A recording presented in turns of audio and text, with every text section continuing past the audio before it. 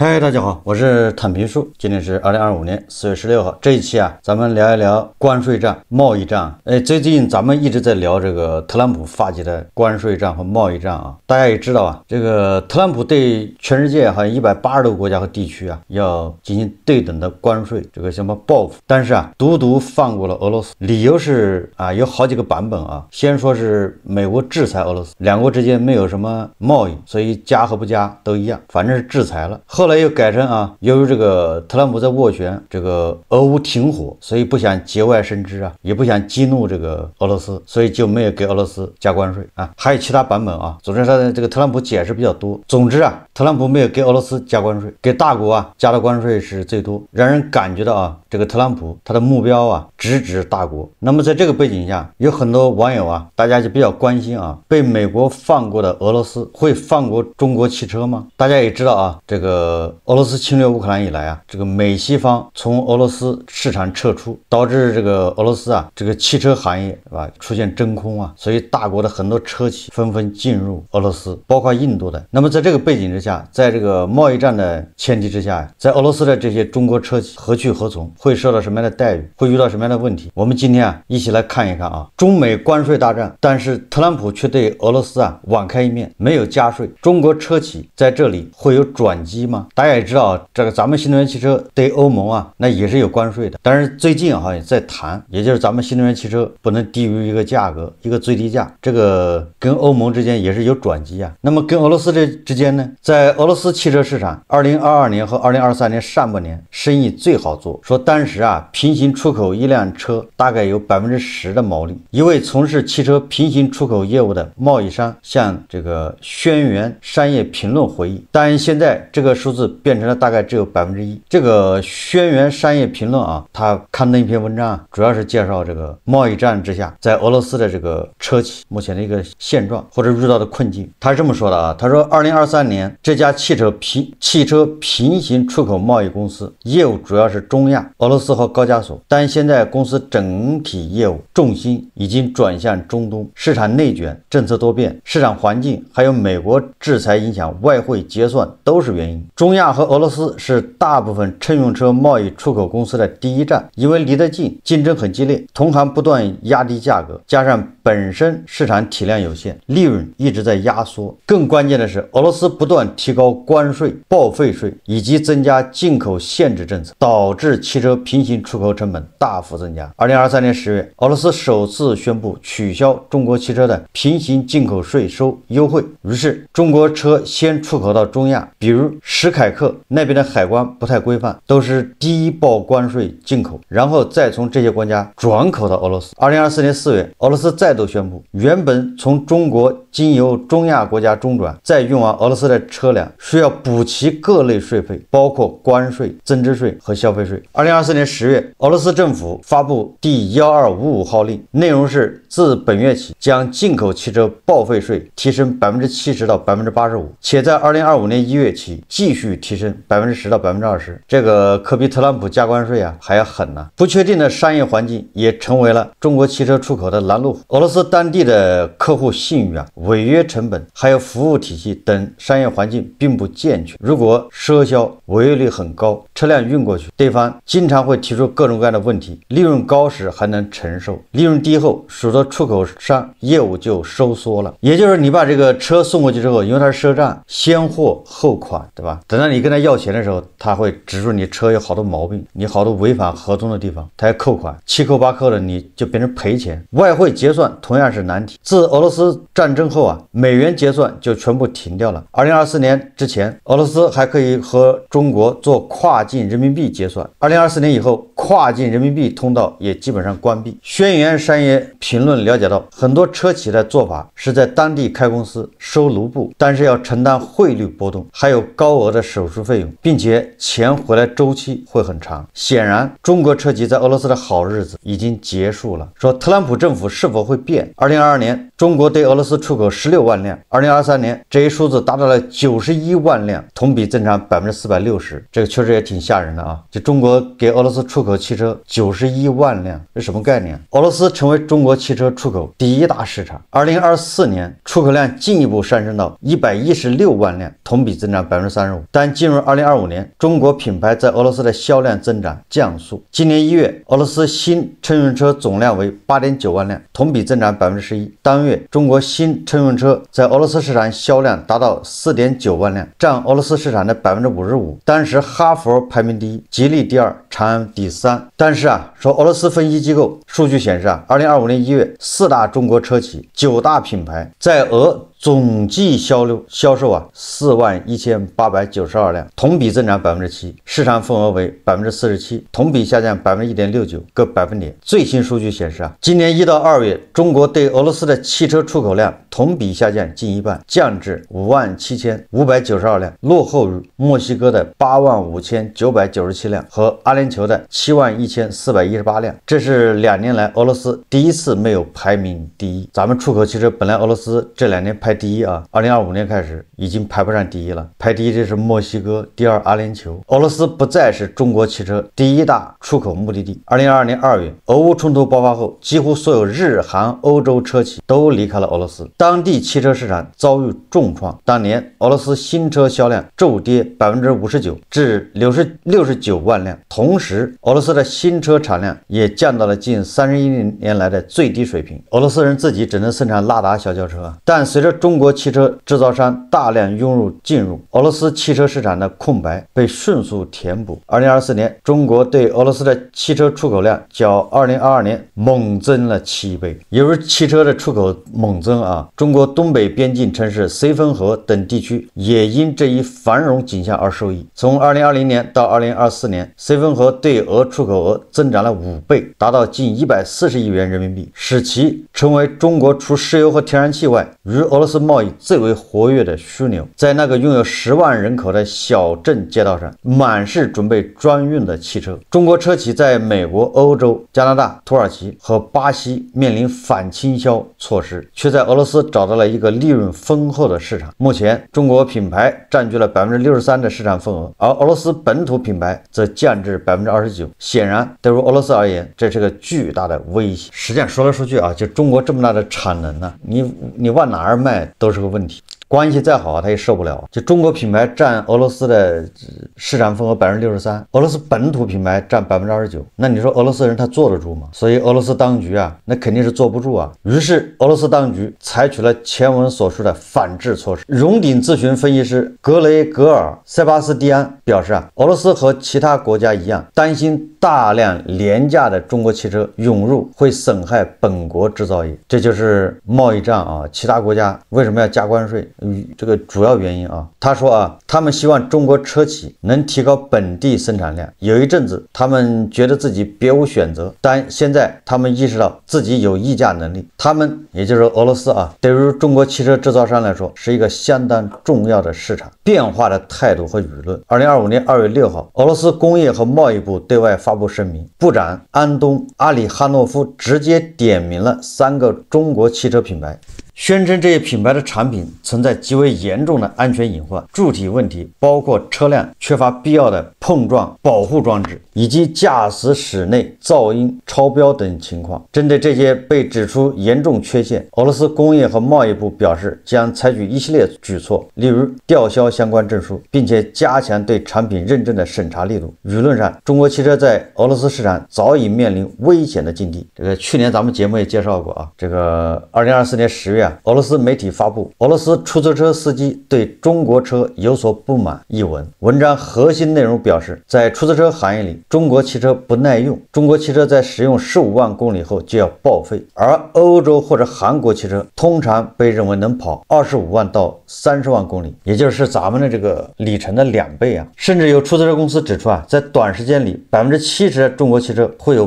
变速器故障，而且中国汽车维修也不方便，还有假零配件的问题。这个说明什么呢？说明咱们不仅产能大，伪劣产品产能更大，这都是自己害自己不仅侵害了消费者权益，关键还砸了自己的品牌，对吧？让中国制造啊给人印象就是粗制滥造，在国内啊消费者是这个印象，到了国外人家还是这个印象，这确实是个问题啊。俄罗斯国家工业信息局的分析数据显示，中国的 SUV 维护成本在5年内就超过了新车的价格。俄罗斯消费者对中国品牌做出了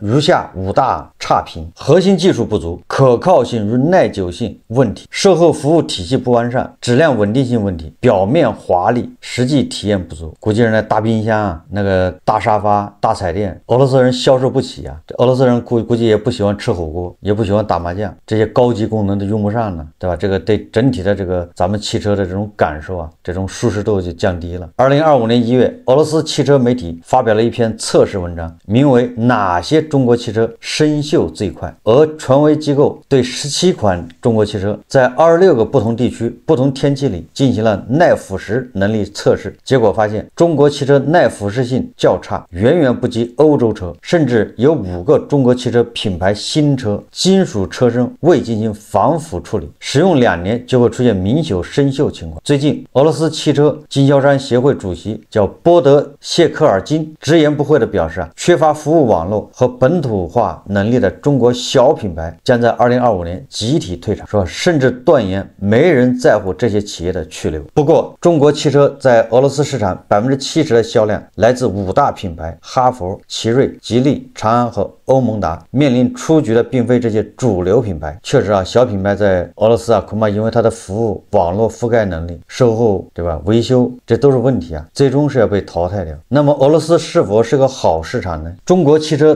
到底是否存在质量问题？另有不愿具名的知情人士对记者说啊，他说如果是平行贸易过去的车，他们车企可能没有根据俄罗斯市场的使用场景做相应的产品，所以到了当地会出现这样那样的情况。另外，有一些车可能本身比较老的款式和型号，毕竟中国的车啊，产品一直在提高，但是之前产品确实会存在一些质量问题，尤其是低端产品。在乘联会秘书长崔东树看来，中国车企在俄罗斯当下面临的境遇是在预期之内，因为中国车企的市场份额在当地已经达到了63%的超高份额，获得了巨额的利润，这必然会引起当地市场的警惕。此外，当年中国车企进入俄罗斯市场非常迅速，当时俄罗斯市场缺车，所以中国很多车都没有按照俄罗斯当地地理环境去设计产品或者进行改造，因此产品在当地就会产生一些水土不服的现象，这也容易引起当地消费者市场的不满。在市场逐步稳定之后啊，对我们产品的抱怨就相对比较多，所以这也是提醒中国车企要加重产品的改进，能更有效地融入当地消费市场。崔东树啊补充说，但是啊，记者了解到一些车企对于出海这件事还没有把它放到一个很高的优先级，因为他们要先在国内活下来，不论是舆论方面还是政策方面，俄罗斯的目的都是想让吃尽市场红利的中国车企能在当地建厂。就是俄罗斯认为你想在俄罗斯卖车，你最好把企业建在俄罗斯，那对很多中国车企来说，这个就是要算账了，这是一笔重的投入啊。等你在那边生产线建好了，你就恐怕就是任人宰割啊。俄罗斯的这个经商环境，对吧？这个经营环境，大家心里都有数。这个不像贸易啊，贸易这一笔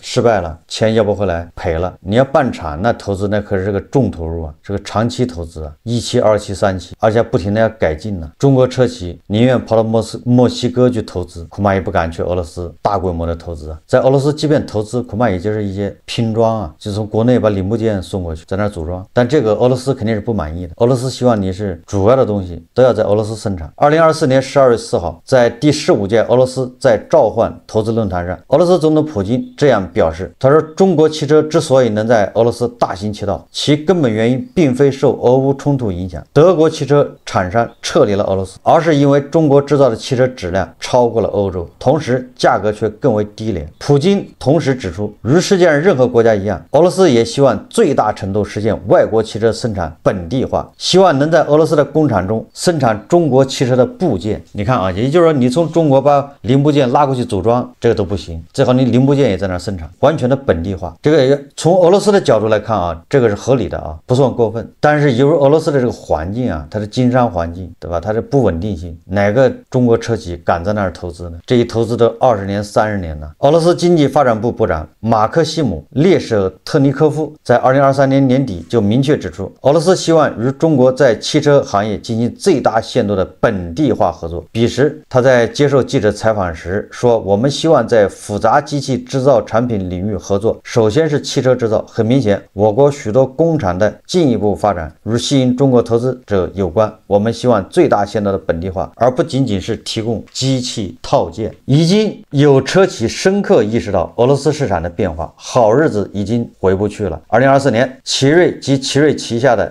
星途、捷途4大品牌在俄罗斯的总销量达到了24.7万辆，位居中国品牌第一。奇瑞正在寻求在香港进行首次公开募股，其上市文件中称对俄罗斯的销售带来了可观的收入，但同时披露了缩减对俄销售规模的计划，以降低风险。未来中国车企将在俄罗斯市场如何出牌？首先我们还真有理由为中国的这个汽车产业感到自豪。虽然它还有这样那样的这个不如人意但是你要想象一下，上个世纪50年代，那我们是造不了汽车的，我们汽车都要从老大哥那儿，就是从苏联，对吧？进口，所谓的进口也就是援助，苏联援助一些汽车给你。后来发生了这个什么，对吧？韩战，咱们这叫朝鲜战争，还有苏联援助中国什么几百个重大工业，那其中恐怕就有汽车，在沈阳，对吧？在很多地方生产拖拉机，生产汽车，也就是那个时候都是苏联帮中国，因为咱们自己造不了汽车。现在你看看，也不过才50-60年时间，就开始是中国，对吧？往俄罗斯卖汽车，俄罗斯希望中国去帮他们造汽车，这个说明什么问题呢？我们为什么后来居上？所以就汽车行业就这一块确实还是值得这个称赞的，但是不代表说咱们汽车就是完美的。刚才这个媒体报道的，咱们的汽车在俄罗斯，对吧？这个遭到投诉，又是上锈，对吧？又是这个质量差等等，这个也是客观情况。这是第一个第二个就是我们的汽车发展太快，导致产能过剩。这个产能过剩呢，不仅让美国头疼，让欧盟也头疼，让哪个国家都头疼。你只要打开一个口子，这个车就进去了，而且那个价格是越来越低，卷得越来越厉害，所到之处恐怕没有一个国家能扛得住要不然欧盟也不会给咱们顶着风险顶着压力对我们的汽车进行加关税，尤其新能源汽车。为什么呢？因为欧盟在咱们这个汽车投资是最多的。你看宝马、奔驰、奥迪、保时捷，就是咱们中国既是欧盟，就是欧洲汽车的一个重要的市场，也是一个投资市场，更是德国汽车的一个重要的生产基地。欧盟对中国汽车征收关税实际上是非常小心翼翼的。那他为什么还征收呢？那就说明你这个汽车太厉害，他不得不防，对吧？如果让你任意卖进去不加限制，恐怕欧洲的新能源汽车都被你冲垮。这个不是危言耸听所以最近咱们跟欧盟是不是在谈判达成一致，就是你新能源汽车你不能低于个什么价格往这卖，不能倾销。所以说不要说欧盟因为欧盟人家汽车是人家的家底不要说欧盟受不了，你就连俄罗斯他都受不了，俄罗斯都要给你加关税。印度的这个经济时报报道他说印度正采取系列措施保护国内产业免受廉价中国出口商品影响。他说中美关税战影响外溢，引发印政界高度关注。印度分析人士担忧说中国制造商被排除在美国市场之外，可能会选择向印度倾销商品。为此他们建议莫迪政府一方面印需要明确需要保护的市场和商品品类，并通过实施最低进口价格、保障性关税等临时措施防范风险。另一方面，印贸易救济总局应主动对中国出口商品启动反倾销调查。据悉，印贸易救济总局2024年开展43次反倾销复查，其中34次针对中国企业，那主要是针对中国的。这说明什么？说明全世界都对咱们这个产能对咱们这个竞争头疼，都是如临大敌严防死守。如果说这个印度还不靠谱，神经质，我们再看这个新加坡联合早报报道他说防堵中国商品涌入欧洲，就为了防止堵住中国商品涌入欧洲他说法国拟设边境配额。这文章挺长的，咱就简单介绍一下。他说中美贸易战引发欧洲国家对中国商品流向的关注如担忧。法国财长隆巴尔指出，中国无法卖往美国的商品，可能会转向欧洲市场。法国正通过分析货物流动，密切监控，防堵中国产品进一步涌入。这个咱就不一一举例了啊，也就是全世界对咱们的产能、对咱们的商品都是非常忌惮。所以说最近啊，有很多媒体报道，华强北对吧，又是浙江宁波这个慈溪，他们认为美国的关税对他们影响不是很大，他们可以把在美国的损失啊，市场转移到中东，转移到欧盟，转移到非洲，哪有那么容易啊？我在以前节目我也介绍了，这个你转过去无非就是家具竞争，都是存量市场，那些内卷家具，哪个市场都经不起你这么卷。就俄罗斯跟乌克兰打成这样，俄罗斯这是要死要活的，对吧？就这样人家还要挑剔你，就说明啊，这个你的新能源汽车或者你的汽车出口太厉害。俄罗斯在对付乌克兰之余啊，还要抽出时间来对付你的汽车。所以我在想啊，中国的汽车或者更广泛一点吧，中国商品何去何从？我个人认为啊，我们这个世界工厂，对吧？中国制造这个恐怕是很难变的，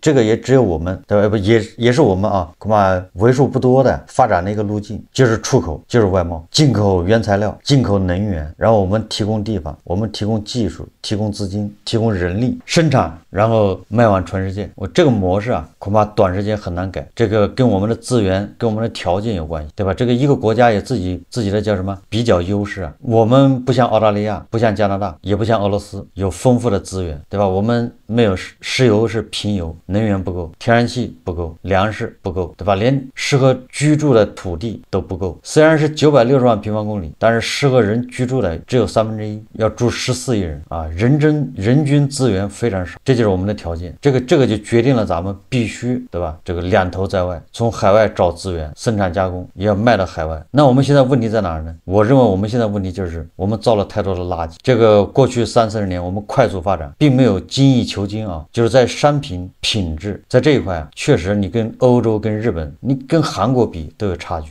当然不能说我们所有的产品都是这样啊，这么说也不公平啊。就是我们大量的日用品，甚至包括汽车这种对吧，伪劣、假冒或者是以次充好、低劣的这种形象，现在要改一改。也就是我们现在要真正的打造中国制造，把中国制造打造成什么呢？德国制造，就这种口碑，日本制造，到了对吧？我们现在的制造也到了这精益求精的地步。中国商品啊，往往对应的是物美价廉，实际上价廉咱们做到了，但是物美啊还够呛。当我们的产品真正的做到了物美价廉，那我们就不惧竞争啊，我们也不用担心关税。对消费者来说，还是谁便宜买谁，对吧？人家最后还是看性价比，他花的钱，对吧？买到你的产品性价比高，那他就愿意买你的。这个就像上个世纪啊，或者就是2001年，上个世纪90年代，咱们中国人热衷买那个日本产品，对吧？日本的产品非常贵啊，电视机、冰箱、收音机、录音机都非常贵，但是很多人愿意买，为什么呢？你加多大的关税他都买。有很多日本车，对吧？我们征收关税是200%，我记得以前啊，现在我不清楚了，那照样有人买。所以我觉得中国的制造业啊，不要光卷产能，不要光卷低价，还是要卷这个叫性价比，不要再